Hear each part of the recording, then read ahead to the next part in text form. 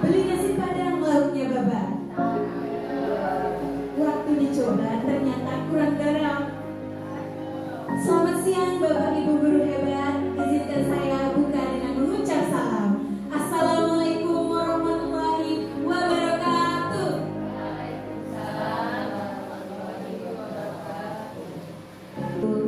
Sambutan dari Kepala SMP Negeri 208 Jakarta kepada Ibu Mujinis LPD kami persilakan.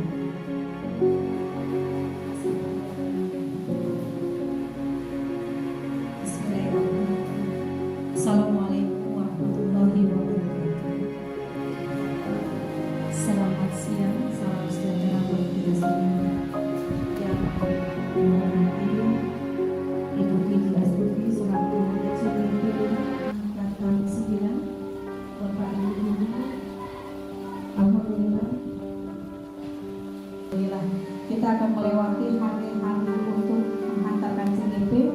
Kita bertemu di sini dalam rangka aksi nyata berbagi pemahaman dan pengalaman tentang penerapan konsep-konsep inti budaya positif yang nantinya tentunya Uji akan memaparkan aksi nyatanya selama sudah berapa bulan? Sudah hampir 1 bulan ya. Sudah hampir 2 bulan. Ini adalah proses untuk menjadi guru penggerak. Jadi untuk masuknya memang luar biasa ya, perlu seleksi. Setelah menjadi CGP itu kan baru calon. Setelah menjadi CGP perjuangannya juga tidak berhenti sampai di situ karena harus berjuang selama 6 bulan untuk mendapatkan gelar atau predikat guru penggerak. Jadi Ibu sebagai pimpinan tentunya memotivasi, mendukung Bapak Ibu guru untuk terus belajar, untuk terus mengembangkan ilmunya. Mudah-mudahan kita sama-sama mengikuti aksi nyata dari Bu Wiji Astuti. Kita sama-sama mendukung, kita sama-sama memotivasi. Harapan Ibu tentunya bagi Bapak Ibu yang sudah menjadi guru penggerak, gerakan teman-teman, tularkan inovasi-inovasi yang didapat dari proses pembelajaran sebagai guru penggerak, supaya teman-teman termotivasi. Kalau teman-teman termotivasi, nantinya maka teman-teman dengan sendirinya dia tidak usah kita tawarkan untuk menjadi guru penggerak, pasti dia akan tertarik menjadi guru penggerak. Itu saja, mudah-mudahan. Warahmatullahi wabarakatuh. Baik Bapak Ibu, acara selanjutnya yaitu diseminasi aksi nyata budaya positif dari calon guru penggerak angkatan 9. Kepada Ibu Wiji Astuti kami persilakan. Ibu-ibu sukanya pakai baju warna-warni. Bapak-bapak sukanya pakai warna hitam. Sebelum saya menyampaikan presentasi pada hari ini, izinkan saya untuk mengucapkan salam. Assalamualaikum warahmatullahi wabarakatuh. Waalaikumsalam warahmatullahi wabarakatuh. Ya, selamat siang Bapak Ibu semuanya. Tapi masih semangatnya semangat pagi ya. Saya coba membangkitkan semangat kita semua. Semangat pagi. Pagi, luar biasa. Iya. Saya ucapkan terima kasih kepada Bapak Ibu sekalian yang sudah berkenan hadir untuk mengikuti kegiatan diseminasi pada hari ini dalam rangka aksi nyata budaya positif, dalam rangka untuk berbagi ilmu dari apa yang telah saya ikuti selama mengikuti pelatihan CGP angkatan ke-9. Selanjutnya, perkenalkan, ini adalah pengajar praktik saya. Beliau bernama Ibu Etis Listiowati Wulandari. Beliau dari SMK 68. Kemudian dengan fasilitator saya yaitu Ibu Arius Mulyanti. Beliau guru SMP di Provinsi Sumatera Selatan di Palembang. Bapak Ibu, tujuan kegiatan kita pada hari ini yaitu pertama meningkatkan pengetahuan dan pemahaman kita tentang budaya positif. kemudian memahami penerapan disiplin positif, serta menumbuhkan nilai-nilai kebajikan. Kemudian menumbuhkan motivasi internal atau intrinsik melalui penerapan disiplin positif, membentuk keyakinan kelas, memahami kebutuhan dasar murid dan guru, mengambil posisi kontrol sebagai manajer, dan melaksanakan segitiga restitusi dalam menyelesaikan masalah. Baik, sebelum kita kuis, saya ada kuis ya, benar atau salah. Saya mau kita biar tambah semangat ya, ice breaking dulu ya Bapak Ibu. Pernah tidak melaksanakan senam otak? Pernah ya? Oh, ada yang belum? Yuk kita sama-sama melakukan senam.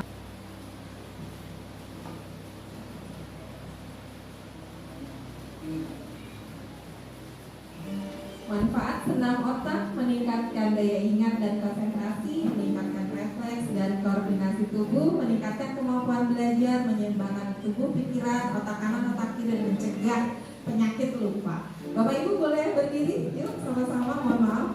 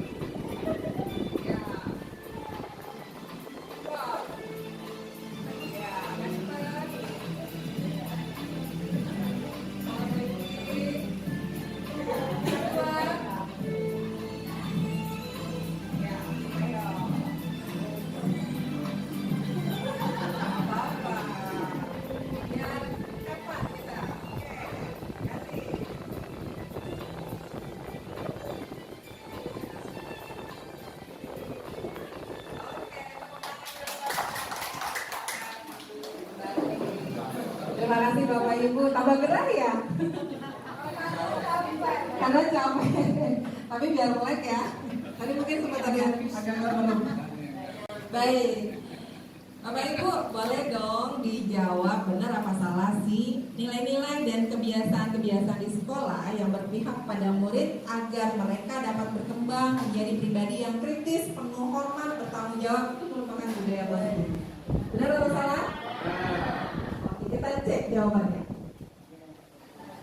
Iya, benar. Lakukan.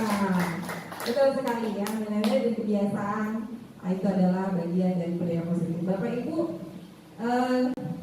kita merasakan adanya perubahan pandangan dalam pendidikan kita. Di sini saya gambarkan pada zaman kolonial Belanda, ya, bahwa ketika rakyat diberi kesempatan untuk sekolah oleh pemerintah Belanda, itu hanya diajari berhitung, menulis, membaca, dan seadanya saja.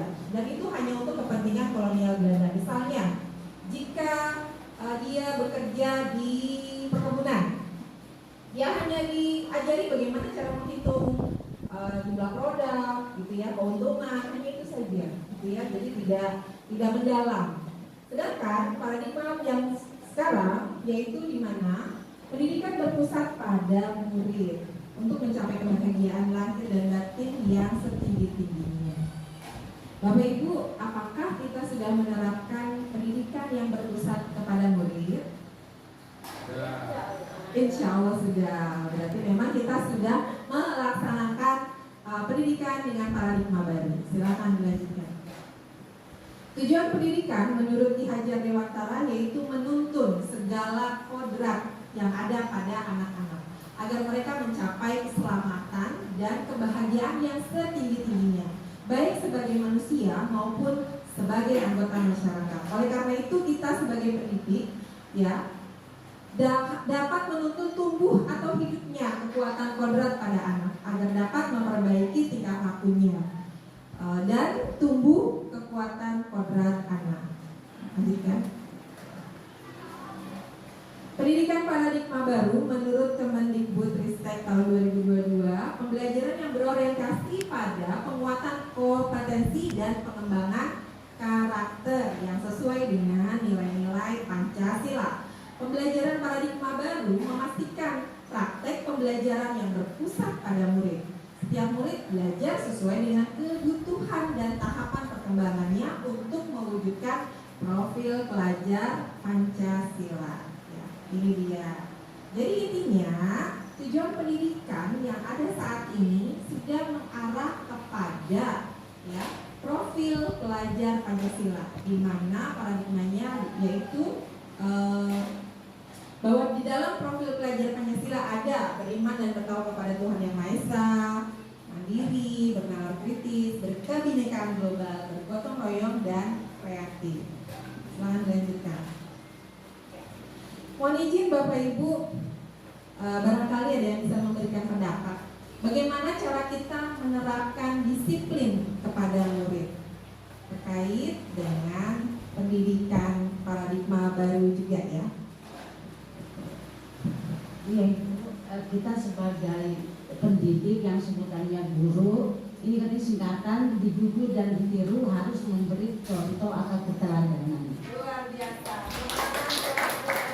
Terima kasih. Berarti dengan cara kita harus memberikan contoh yang baik kepada murid-murid untuk supaya anak-anak bisa disiplin. Ada lagi Bapak Ibu lainnya yang ingin berpendapat? Cukup, baik, kita lanjutkan. Sebenarnya disiplin itu dimaknai menjadi sesuatu yang dilakukan seseorang pada orang lain untuk mendapatkan kepatuhan. Benar nggak? Kalau kita mendisiplinkan anak supaya anak-anak patuh, ya, terhadap apa? Peraturan, terhadap tata tertib yang memang sudah dibuat di sekolah kita. Sebagai pendidik, tujuan kita adalah mewujudkan murid yang memiliki disiplin diri sehingga mereka bisa berperilaku sesuai dengan nilai-nilai kebajikan universal dan memiliki motivasi intrinsik bukan ekstrinsik. Nah, nilai-nilai kebijakan universal yang sudah kita lakukan seperti apa ya Bapak Ibu? Kebijakan, maaf, nilai-nilai kebajikan seperti apa ya? Adakah yang sudah menyadarinya bahwa kita sudah melakukannya? Ada yang mau berpendapat?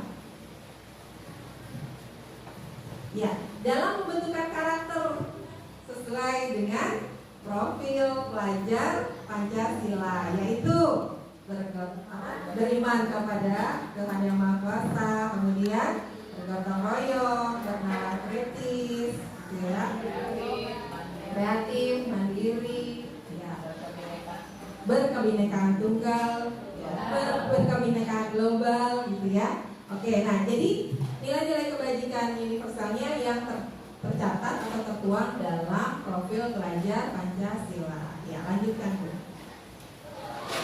Ya, ini dia disiplin positif, merupakan salah satu cara penerapan disiplin yang bertujuan untuk menumbuhkan kesadaran anak untuk melakukan sesuatu tanpa hadiah, tanpa harus diancam ataupun takut mendapat hukuman. Silakan Bu. Oke, kita main games deh. Bapak Ibu sudah diberikan kertas ya. Mari kita sama-sama cari tahu kebutuhan dasar manusia. Boleh dibagikan kertasnya?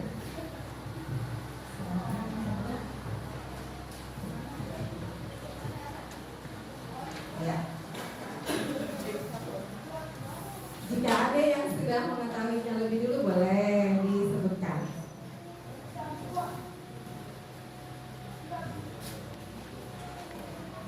Kebutuhan dasar manusia. Pendidikan, oke. Ada lagi?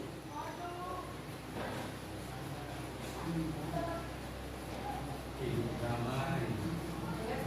Hidup damai. Hidup damai, ya. Apalagi? Kasih sayang, hidup damai, pendidikan. Apa lagi? Materi, ya. Aktualisasi diri, apa ya namanya? Eksistensi, diakui keberadaannya, gitu ya. Oke, baik. Luar biasa Bapak Ibu semua sudah mengetahui apa kebutuhan dasar manusia. Memang itu yang nggak jauh dari diri kita ya. Kita punya kebutuhan apa sih yang kita butuhkan dari diri kita, apalagi terhadap anak didik kita. Silakan Bu, bisa lanjutkan. Nah ini dia. Kebutuhan dasar manusia yang pertama adalah bertahan hidup, ya, hidup ya. Bertahan hidup dengan apa misalnya? Ya kalau secara fisik ya harus makan, minum, materi ya. Ya betul sekali. Kasih sayang dan rasa diterima, betul sekali tadi Bu Suli sudah menjawab ya. Jadi ketika anak-anak kita datang ke sini, ini pada tinggal waktunya kok kayak cari perhatian ya, iya karena mereka membutuhkan rasa kasih sayang dan ingin diterima. Penguasaan. Ya, di mana anak-anak itu ingin posisinya bisa menguasai tempat yang mereka berada, gitu ya. Eksistensi ya tadi ya, eksistensi. Kemudian kebebasan, ya, di mana anak-anak mereka ingin mengekspresikan diri mereka dan kesenangan yang pasti. Jiwanya anak-anak adalah bermain, gitu. Mau sampai usia kelas 9 pun mereka masih bersifat jiwa ingin bermain. Ya, Bapak Ibu, motivasi perilaku manusia ini terkait dengan kebutuhan tadi ya, dan disiplin. Motivasi adalah dorongan yang timbul pada diri seseorang secara sadar atau tidak sadar untuk melakukan suatu tindakan dengan tujuan tertentu. Lanjutnya, motivasi dibagi menjadi dua, ada intrinsik dan ekstrinsik. Lanjutnya, oke, kita main games lagi. Mana nih yang intrinsik, mana yang ekstrinsik? Boleh satu-satu membacakan dari gua dulu, boleh nomor 1. Nomor 1, Ani rajin belajar agar dapat nilai bagus dan membuat orang tua dan guru bangga. Oke, menurut gua itu intrinsik motivasi dari dalam dirinya atau dari luar? Di situ sepertinya terlihat dari luar karena tujuan dia belajar agar mendapat nilai bagus dan membuat orang tua serta gurunya bangga. Oke, tepuk tangan dulu buat terima kasih Bu Ayu. Berikutnya nomor 2, siapa yang mau bacain? Boleh izin? Terima kasih Bu. Memakai seragam lengkap, rapi dan sopan agar tidak ditegur. Ekstrinsik karena dia ada takut. Tepuk tangan buat terima kasih. Nomor 3. Oke, silakan Bu Rizka. Berpartisipasi, belajar sesuatu yang menarik, intrinsik. Nah, karena itu dari dalam dirinya ya. Dia suka, jadi dia mau. Oke, terima kasih. Tepuk tangan ya, pemirsa. Oke, terakhir nomor 4 dari bapak-bapaknya dong, boleh? Pak Maji.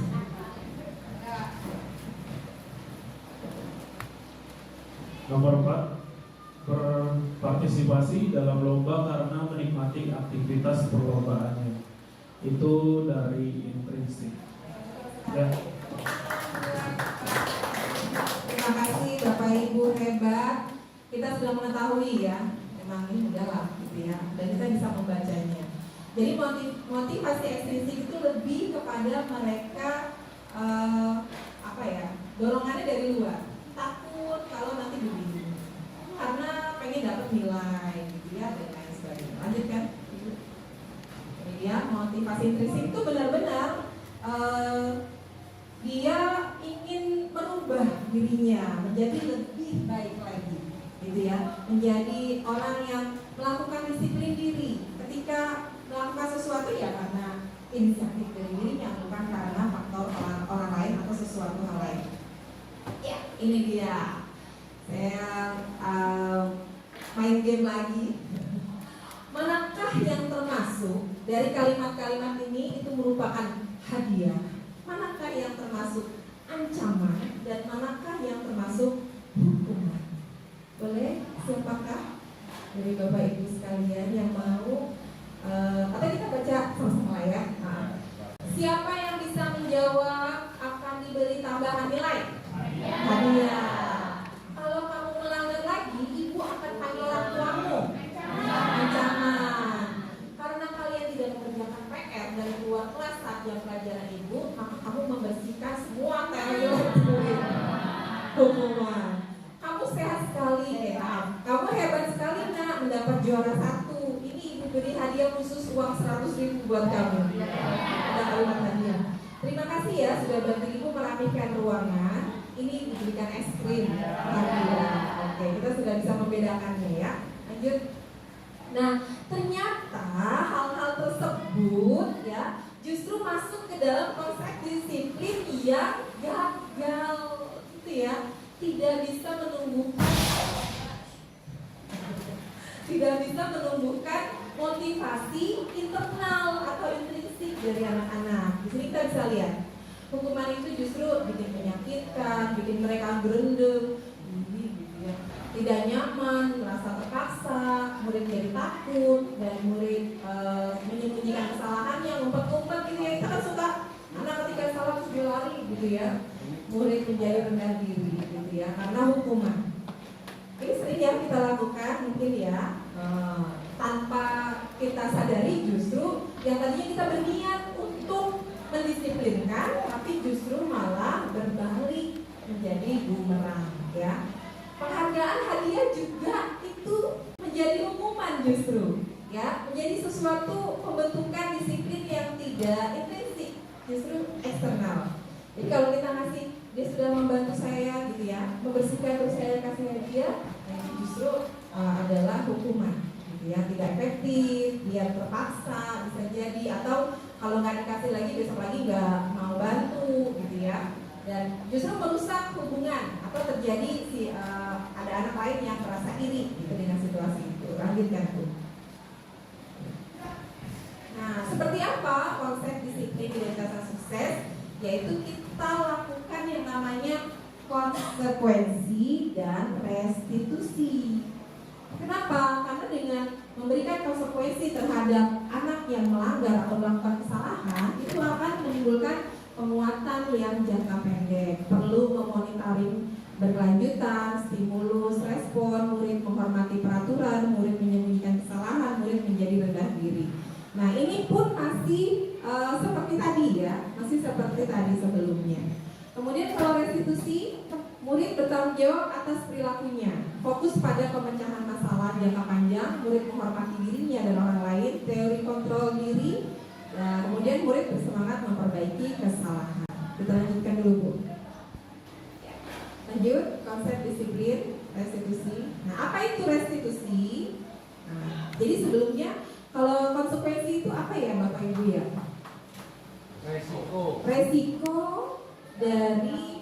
tindakan yang dilakukan oleh anak tersebut. Terima kasih Pak Ucap. Nah, sedangkan restitusi adalah proses menciptakan kondisi bagi murid untuk memperbaiki kesalahan mereka.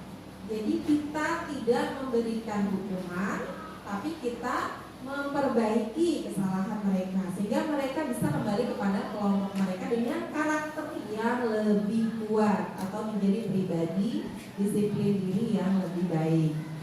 Ciri-ciri restitusi menguatkan dan fokus pada solusi, fokus pada karakter bukan tindakan, bukan menebus kesalahan namun belajar dari kesalahan, mencari kebutuhan dasar yang mendasari tindakan, tawaran bukan paksaan, memperbaiki hubungan, menuntun untuk melihat ke dalam diri. Selanjutnya, mari kita bedakan manakah yang termasuk hukuman, konsekuensi, atau restitusi. Mari Bapak Ibu, ini kasusnya murid mencontek saat ulangan.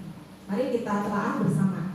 Murid disuruh menulis, saya berjanji tidak akan mencontek lagi sebanyak 100 kali. Ini apa ya Bapak Ibu ya?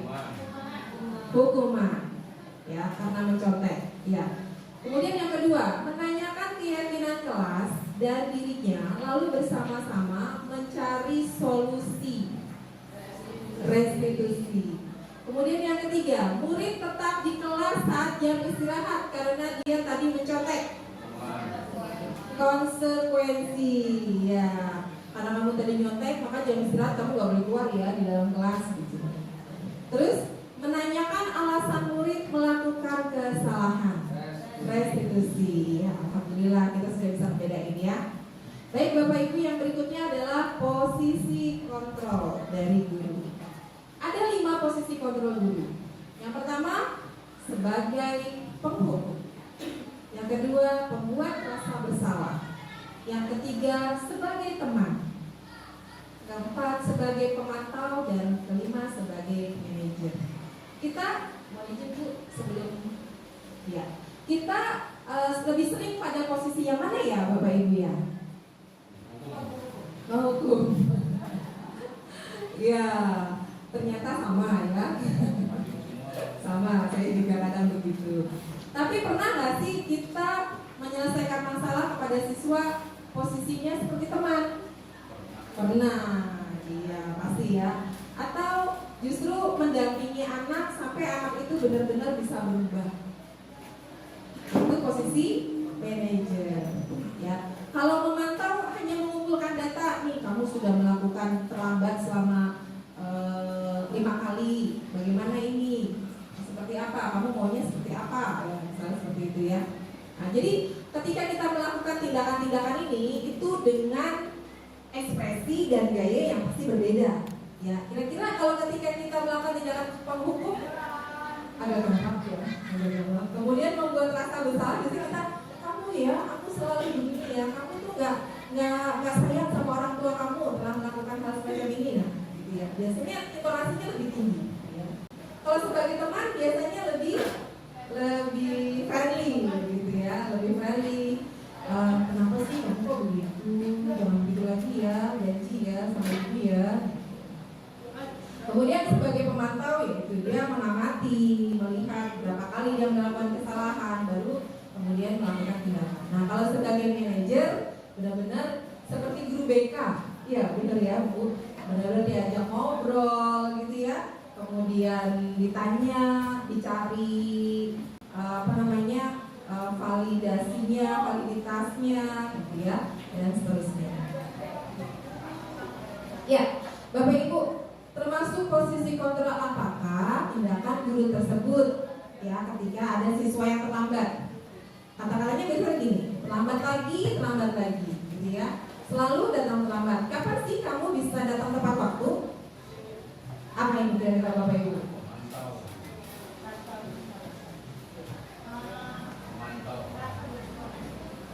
Penghukumkah atau merasa bersalah pada diri anak? Pemantau atau teman atau manajer?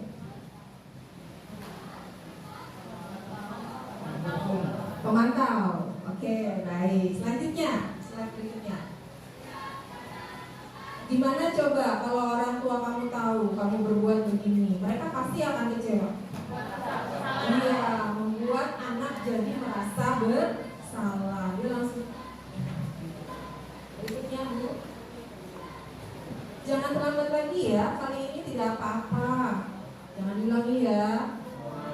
Nah, ini teman ya. Biasanya kalau yang kayak gini nih karakter guru yang akhirnya disukai oleh siswa gitu ya. Tapi ketika akhirnya gurunya tegas, pada suatu waktu gurunya tegas, langsung berubah sikapnya. Pernah nggak terjadi sama kita Bapak Ibu? Pernah ya? Oke, berikutnya. Kalau terlambat 15 menit, apakah kamu sudah mengerti konsekuensi yang harus dilakukan bila terlambat? Nanti pada saat yang istirahat, kamu harus tinggal di kelas untuk menyelesaikan tugas dan yang tertinggal. Saya tunggu. Ayo. Sebagai penghukum. Nanti kita koreksi sama-sama ya. Oke, baik. Selanjutnya. Apakah kamu tahu kesalahan kamu? Kira-kira bagaimana cara kamu akan memperbaiki kesalahan kamu? Manajer, iya. Oke, balik lagi Bu, sebelum keyakinan kelas. Yang pertama, mohon izin Bapak Ibu, dari 5 contoh tadi ada 2 hal yang tertukar. Ya, yang pertama dan yang keempat. Ya, yang pertama adalah tadi, lanjut slide berikutnya. Ya, terlambat lagi. Tadi disebutkan pemantau ya. Ternyata ini disebut sebagai hukuman, gitu ya. Nah, kapan sih kamu bisa datang tepat waktu, gitu ya? Oke.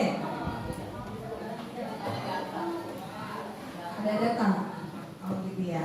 Jadi gimana nih? Apa pemantau? Oke. Kapan sih kamu bisa datang tepat waktu?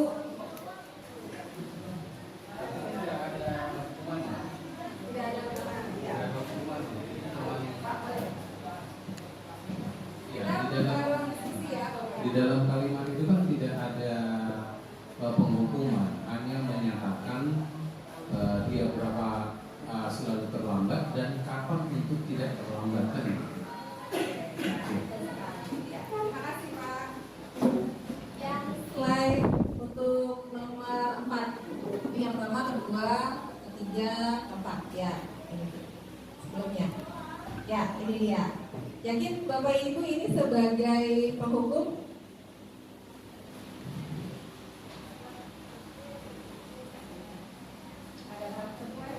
Ada konsekuensi.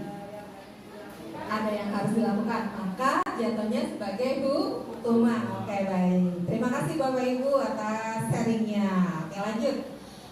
Berikutnya adalah tema dengan pembentukan keyakinan kelas. Bapak Ibu, saya yakin saat pertama kita masuk tahun ajaran baru, Bapak Ibu telah membuat kesepakatan kelas dengan murid-muridnya di kelas. Ya, kalau dulu kita mengenal yang namanya tata tertib atau aturan di dalam kelas. Sebenarnya kenapa kemudian ada perbedaan di antara keyakinan dan peraturan? Ada yang bisa membantu saya untuk memberikan pemahaman apa sih bedanya antara keyakinan dan peraturan? Kenapa harus jadi keyakinan? Kenapa bukan peraturan? Silakan Bapak Ibu, ada yang mau ngasih masukan? Oke, silakan. Ya, jadi kalau menurut saya keyakinan kelas dengan peraturan itu atau tata tertib itu pasti akan berbeda, ya. Karena kalau itu berdasarkan keyakinan kelas, berarti itu adalah sesuatu hal yang mereka bisa tuntaskan atau bisa lakukan. Sementara kalau itu adalah tata tertib atau peraturan kelas, itu bisa saja ada suatu aturan yang tidak bisa mereka lakukan. Terima kasih. Benar sekali Pak Ari, bahwa kalau udah yang namanya diyakini, seperti kita beriman, ya Bapak ya, kalau kita yakin bahwa Tuhan itu ada, walaupun kita tidak melihat, tapi kita patuh terhadap perintahnya, kira-kira seperti itu. Sedangkan kalau peraturan itu adalah sebuah catatan tulisan ya, yang suatu waktu mereka bisa langgar, gitu ya, seperti itu. Berat sekali kata Pak Ari, ya kira-kira seperti ini. Ilustrasinya ketika kita menggunakan helm saat bekerja. Ya, rata-rata pakai helm nanti ketemu polisi ditilang nggak pakai helm. Ya. Pakai helm biar aman. Ada yang dipikir-pikir. Jadi mengapa kita memiliki aturan memakai helm pada saat naik kendaraan atau menggunakan sabuk pengaman, gitu ya? Karena memang kita meyakini, gitu ya, dengan sarana tersebut, insya Allah jadi apa? Lanjutkan. Ya, proses pembuatan keyakinan kelas ini sudah saya lakukan dan kita semua sudah lakukan bersama. Tahapannya adalah pertama berdiskusi tentang peraturan kelas kepada siswa. Yang kedua, peraturan kelas menjadi keyakinan. Jadikan peraturan menjadi keyakinan. Kemudian yang keempat, merumuskan tentang peraturan kelas. Dan yang ketiga, yang ketiga menyepakati keyakinan kelas. Dan yang keempat, merumuskan tentang peraturan kelas. Baik, ini dia Bapak Ibu yang sudah, mungkin kita sama-sama sudah buat ya.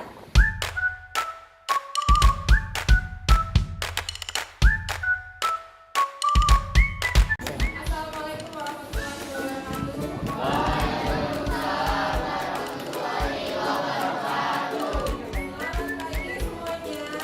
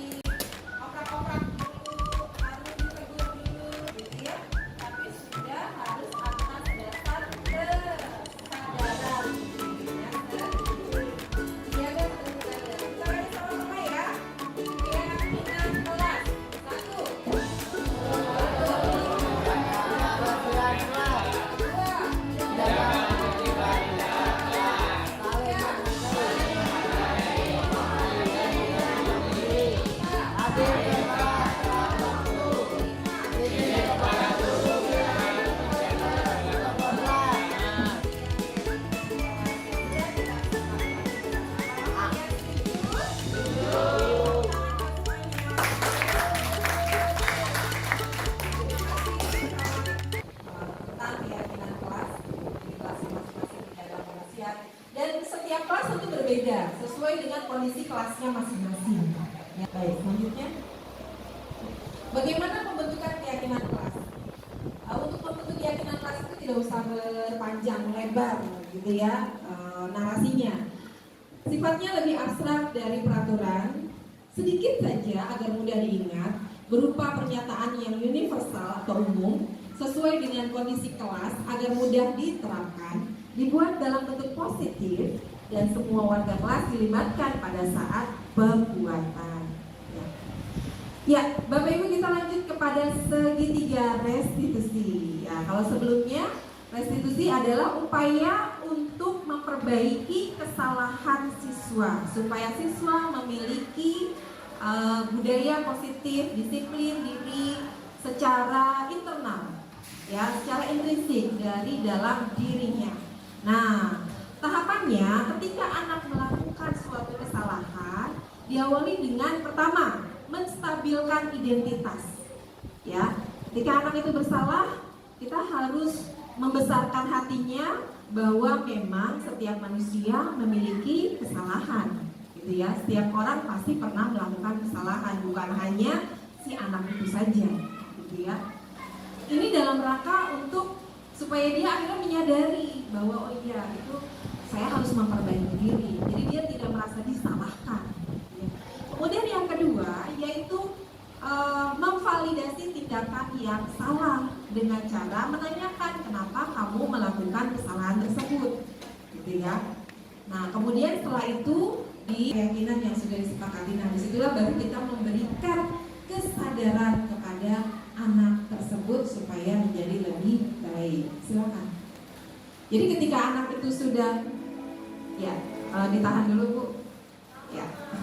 Jadi ketika anak tersebut sudah kita lakukan menstabilkan kondisinya, kita validasi, kemudian kita buat keyakinan dirinya, nanti dia akan tumbuh yang namanya, oh iya saya sadar bahwa yang saya lakukan salah dan saya berjanji tidak akan melakukannya lagi.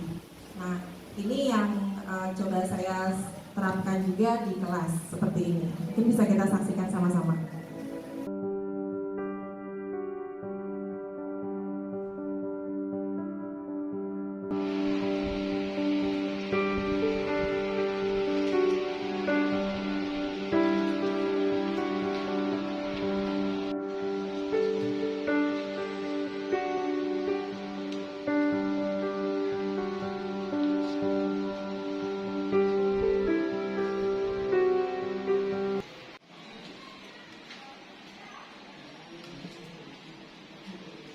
Ibu, tadi saya melihat Rudi sedang menyampaikan kemampuannya pada saat ujian. Oh ya, terima kasih Susi ya laporannya, nanti dia segera tindak lanjuti ya. Susi terima kasih ya. Ya, Assalamualaikum warahmatullahi wabarakatuh. Waalaikumsalam. Bu Dwi, apa kabar Bu? Gimana udah selesai ngawasnya? Alhamdulillah udah Bu. Cuman ya itu tadi saya dapat laporan dari Susi kalau si Rudi itu pada waktu ulangan nyontek Bu. Masa sih? Iya. Oh, tumben-tumbenan ya, Nah, dia itu begitu dia, ada Bu. apa ya? Biasanya dia siap loh. Dia Bu. Oke, baik. Si Rudi Nanti itu pintar. saya coba panggil Rudi, saya tanya dulu ya kenapa dia sampai baik Bu Dwi, terima kasih ya infonya. Terima kasih. Jadi gimana kabarnya? Alhamdulillah sehat Bu. Ya, ujiannya udah selesai ya. Kira-kira bakalan dapat nilai bagus nggak? Insyaallah. Insya Allah, amin. Mudah-mudahan ya. Ya, Rudi tahu nggak kenapa ibu panggil kesini? belum Bu. Belum tahu ya. Oh, yakin nih nggak tahu. Kan kamu jarang-jarang ibu panggil. Kira-kira kenapa ya? Iya deh Bu, pas saat ujian ada saya mencontohkan saya Bu. Ya ampun Rudi, iya nih ibu kemarin dapat laporan dari pengawas ruang dari Ibu Dwi. Ibu Dwi dapat laporan dari Susi. Ya, kata Susi, kamu nyontek. Karena memang kebetulan Susi di belakang kamu ya. Iya. juga aneh kok. Biasanya nih Rudi mencontek gitu ya. Tapi Rudi, tindakan mencontek itu memang bukan hanya kamu ya yang melakukannya, siapapun bisa dalam keadaan yang terdesak gitu ya. Karena belum siap belajar. Gitu. Ibu di sini tidak ingin menyalahkan kamu, nah, Ibu ingin kita cari solusinya bersama-sama ya. Karena biasanya Rudi tidak pernah nyontek saat ujian, kenapa sekarang jadi nyontek? Ibu pengen tahu nih alasannya, Pak Rudi. Ya, mungkin karena semalam saya punya kamera HP sampai malam. Padahal ibu saya sudah mengingatkan saya untuk belajar. Padahal udah diingetin. Iya. Tapi sempat belajar nggak? Ya, karena ketiduran semalam. Iya Rudi. Jadi Rudi terpaksa deh mencontek ya. Iya. Rudi tahu ya keyakinan kelasnya bahwa saat ujian itu tidak boleh mencontek. Iya. Nah, sekarang kira-kira nih solusinya bagaimana Rudi supaya kamu tidak mencontek lagi? Saya harus menahan diri dari menggunakan HP hingga malam dan tidak lalai dalam belajar. Tidak lalai dan menggunakan HP sesuai Kebutuhannya. kebutuhan. Iya betul. Berarti Rudi sudah tahu ya jalan keluarnya, solusinya yang terbaik seperti apa. Memang Rudi saat ini kita nggak bisa mengelak bahwa HP itu adalah menjadi bagian dari kehidupan kita ya. Ibu sendiri juga pakai handphone untuk kebutuhan kita sehari-hari. Bahkan kita belajar pernah menggunakan HP ya untuk pembelajaran. Tapi alangkah lebih baiknya kalau kita menggunakan HP itu sesuai kebutuhan dan di waktu yang tepat. Kalau memang waktunya belajar, ya belajar ya gitu ya. Apalagi besok mau ujian gitu ya. Oke Rudi, saya hargai usaha kamu yang ingin berubah ya. Ibu berharap ini tidak terjadi lagi ya Rudi. Iya, Bu. Oke, jadi Rudi berjanji Saya berjanji tidak akan menggunakan HP untuk sesuatu yang tidak berguna dan menggunakan HP secukupnya. ya. Iya. Dan saat mau ujian Tidak lalai dan belajar. iya, lebih banyak belajar ya, jangan main HP terus ya. Oke Rudi, terima kasih banyak. Itu saja. Sekarang Rudi boleh kembali ke kelas ya. Oke Rudi. Sekali lagi terima kasih Bu. Sama-sama Rudi ya. Assalamualaikum Bu. Waalaikumsalam warahmatullahi wabarakatuh. Assalamualaikum warahmatullahi wabarakatuh. Awalnya saya mengira Bu Iji memaafkan saya karena saya menyontek saat ujian. Namun ternyata Bu Iji memberikan arahan dan nasihat kepada saya. Terima kasih Bu Iji. Saya akan memperbaiki diri saya dan menjadi pribadi yang lebih baik. Wassalamualaikum warahmatullahi wabarakatuh. Ya, kira-kira itu sedikit simulasi terkait dengan segitiga restitusi yang mungkin bisa kita terapkan dalam pembelajaran kita ya ketika menghadapi anak-anak yang melakukan pelanggaran. Selanjutnya, terima kasih Bapak Ibu, itu saja yang bisa saya tayangkan. Saya persilakan jika Bapak Ibu ada yang ingin ditanyakan. Ada yang ingin bertanya lagi, apakah Bapak Ibu ada yang ingin bertanya? Dipersilakan Bapak Ibu.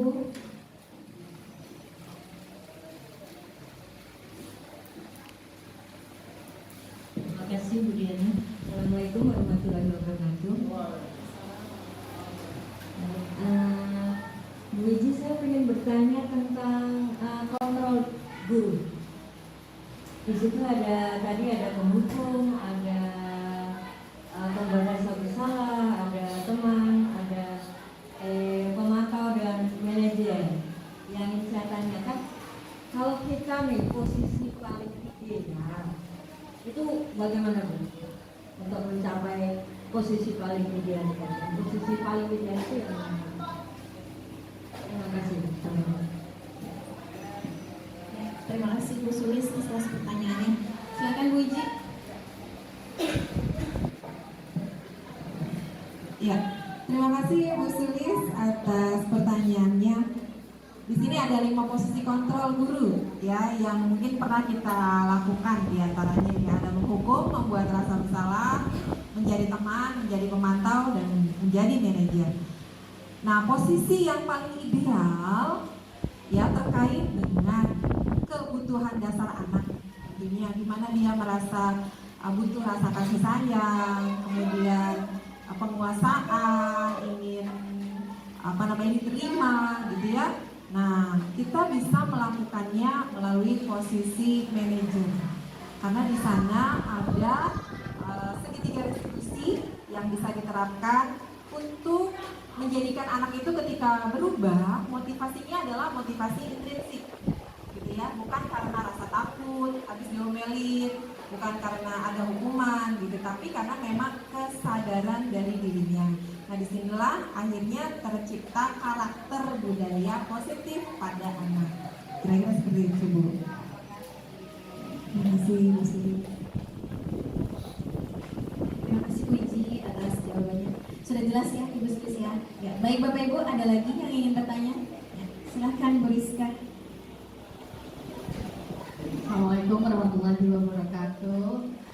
Bu Iji, saya mau bertanya, jika restitusi yang kayak dijelaskan sudah dilakukan, tapi belum ada perubahan dengan siswa tersebut, gitu, sebaiknya apa yang harus dilakukan supaya ya kita bisa merubah karakter anak tersebut menjadi karakter yang lebih baik gitu, yang positif. Terima kasih. Terima kasih Bu Rizka atas pertanyaannya. Silahkan Bu Iji. Terima kasih Bu Rizka, pertanyaan yang luar biasa terkait dengan upaya untuk menyelesaikan permasalahan siswa menggunakan teknik segitiga restitusi. Ya, tentu namanya anak-anak yang kita hadapi adalah makhluk hidup ya. Mereka punya kemampuan yang berbeda-beda dalam menerima masukan, menerima saran, apalagi dengan latar belakang dirinya, latar belakang keluarganya bisa jadi ya. Nah, itu akan mempengaruhi cara mereka menangkap, menerima saran dan nasihat dari guru. Kalau bahasa kita mungkin ngeyel gitu. Ini anak ngeyel banget sih, sudah dilakukan pendekatan nggak berubah-ubah, begitu lagi gitu ya. Nah, disinilah letak kita sebagai bengkel kehidupan ya. Ketika kita memperbaiki suatu alat yang setelah kita coba sudah rapi ternyata tidak nyala, kita bongkar lagi gitu ya. Kita cari cara dengan teknik-teknik lainnya ya, dengan cara atau teknik lainnya yang mungkin bisa lebih mengena untuk si anak tersebut. Disinilah kita dituntut untuk tidak pantang menyerah dalam berusaha untuk memperbaiki anak itu menjadi lebih baik lagi, dan tentunya membutuhkan proses yang panjang ya. Tidak bisa seperti kita membalikan telapak tangan langsung bisa berubah, pasti butuh. Paling tidak ketika kita menasehati anak pada hari ini, mungkin saat ini dia dalam kondisi yang tidak pas untuk menerima nasihat dari kita, yakinlah bahwa suatu hari nanti dia akan mengingat, mungkin saat dia SMA atau dia saat kuliah, oh iya dulu guru saya pernah bicara seperti ini, saya baru menyadarinya. Nah, disitulah. Nah, kembali lagi bahwa kita adalah manusia yang hanya bisa berusaha, dan hanya Allah Subhanahu wa Ta'ala, Tuhan yang Maha Kuasa, yang memberikan hidayahnya. Kira-kira seperti itu. Mohon maaf, boleh ditambahkan barangkali kita bisa buka ruang diskusi jika ada Bapak Ibu yang ingin menambahkan atas jawaban saya. Ya, terima kasih Bu Iji. Sudah cukup Bu Rizka? Sudah cukup ya. Bapak Ibu, apakah ada yang ingin menambahkan atau bertanya lagi? Dipersilahkan. Cukup ya? Ya, baik. Oke. Boleh saya berpantun sedikit lagi Bapak Ibu? Pergi liburan ke negara Kenya, pulangnya mampir ke Yaman. Terima kasih Bu Iji atas paparannya. Semoga dapat kita aplikasikan dengan baik dalam pembelajaran. Bapak Ibu, hari ini kita kita mendapat ilmu baru, pengalaman baru dari Bu Iji. Terima kasih Bu Iji, terutama tentang penerapan konsep-konsep inti budaya positif. Acara ini berjalan dengan lancar. Baiklah, kita tutup dengan mengucap lafaz hamdalah. Alhamdulillahirabbil alamin. Baik Bapak Ibu, terima kasih atas perhatiannya. Terima kasih Bu Iji atas presentasinya hari ini. Saya sebagai MC mohon undur diri. Mohon maaf apabila ada kesalahan kata. Terima kasih. Wassalamualaikum warahmatullahi wabarakatuh.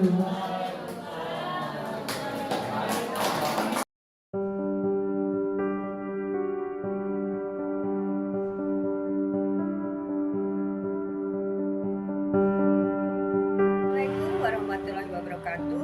Saya Ibu Sulistiawandini, guru di SMP Negeri 208 Jakarta.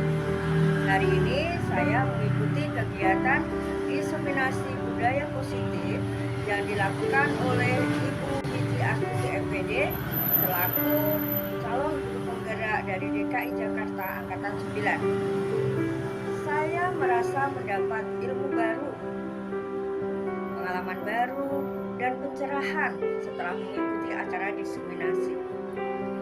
Saya jadi tahu bagaimana cara membuat keyakinan kelas. Saya juga jadi paham tentang posisi kontrol guru.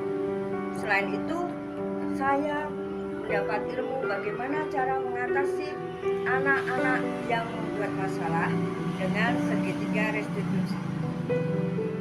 Saya mengucapkan terima kasih banyak kepada Ibu Iji Astuti dan sukses selalu dalam mengikuti pendidikan calon guru penggerak Angkatan 9. Dan jangan lupa, jangan bosan untuk men-share ilmu-ilmu yang Ibu dapat dari program pendidikan guru penggerak. Terima kasih. Assalamualaikum warahmatullahi wabarakatuh. Assalamualaikum warahmatullahi wabarakatuh. Perkenalkan, saya Ibu Rizka Fauzia. Di sini saya akan memberikan review atau testimoni terkait kegiatan diseminasi budaya positif yang dilaksanakan bersama Ibu Iji Astuti kemarin. Menurut saya kegiatan kemarin sangat luar biasa. Pemaparan materi sangat mudah diterima dan sangat mudah dicerna oleh para audiens. Saya sebagai pendidik insya Allah akan mengimplementasikan yang sudah dipaparkan oleh Ibu Iji dalam pembelajaran di sekolah. Sedikit saran dari saya, dalam segitiga restitusi sebaiknya kita melibatkan orang tua untuk menjadi kontrol atau manajer dari peserta didik yang tingkah lakunya masih belum mengalami perubahan. Mungkin itu saja dari saya, saran dari saya, kurang lebihnya mohon maaf. Sukses terus untuk Ibu Wiji. Sekian, terima kasih. Assalamualaikum warahmatullahi wabarakatuh.